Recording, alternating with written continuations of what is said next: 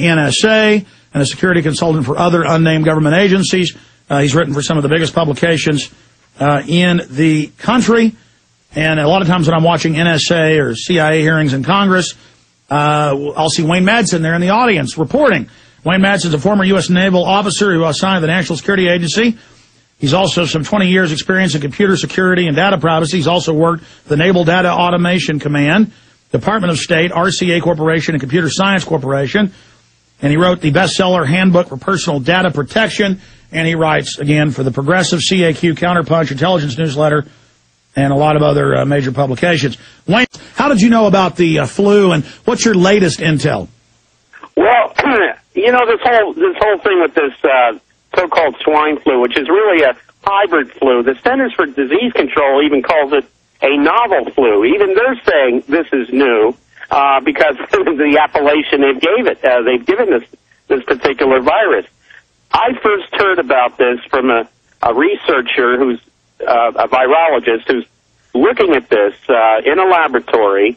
And this researcher, what a compelling story. I'd love to identify this person, but it would, give the person's identity away. And right now, this individual is conducting the research, and everything this person has told me has come to pass.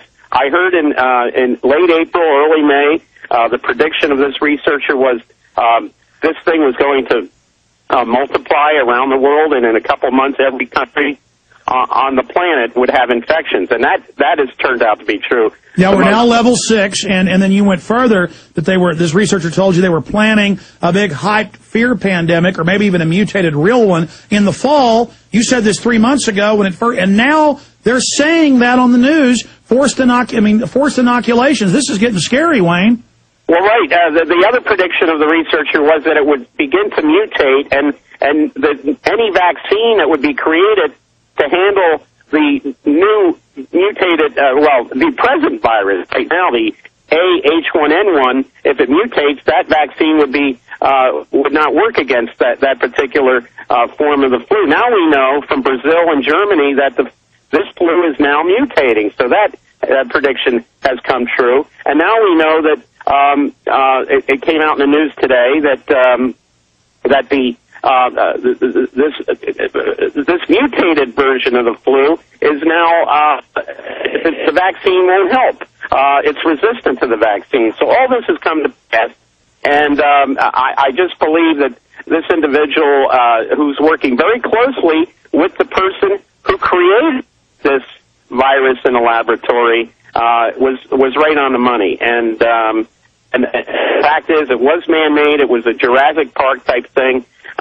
Some scientists backed by the U.S. Army, Fort Detrick, and the National Institutes of Health dug up the corpse of a very obese Eskimo woman who died of this in the 1918 pandemic, found some tissue they could use, took it back to the Armed Forces Pathology Institute in Rockville, Maryland, which is just down the highway from Fort Detrick, and recreated this and then began to gene splice it. And that's what we have today with the H1N1, what they call swine flu. I call it hybrid flu.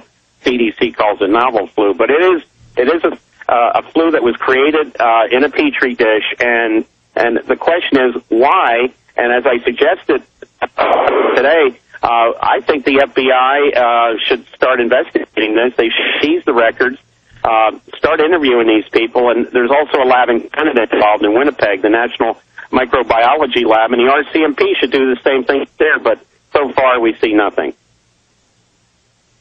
Absolutely. This is scary because they're hyping it. The media is saying it's going to get bad in the fall when it's only killed less than 30, 40 people, depending on what numbers you look at. And then you got all these scientists saying, yeah, it's been manipulated genetically from a lab somewhere, but then there's no big debate about the mystery of where it came from. Instead of it's a mystery about, did Michael Jackson commit suicide? I mean, I don't care about Michael Jackson. I care about my kids dying of some weaponized flu, and I care about forced inoculations for a flu vaccine. They admit it's already mutated. It won't even help you. I mean, I'm worried about the imploding economy. I'm worried about Northcom, the police state. And instead, it's all about Michael Jackson while all of this is happening. What are your inside sources, if any, saying, I mean, can you tell us then if this person, this source, the scientist you talked to, it says they know who produced it? Do they know why it was produced? Do they know if this was done in research and then somebody took it from them? Anything else, Wayne? Just I've gotten from the researcher is that one thing that these researchers do is they try to eliminate every other possibility. The one thing that has been eliminated is this did not come from any animal. So this is, you can lay that one to rest.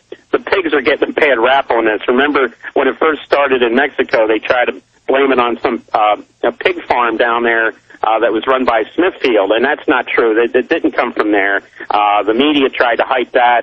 And that's now admitted, by the way. You said that day one. That's now admitted.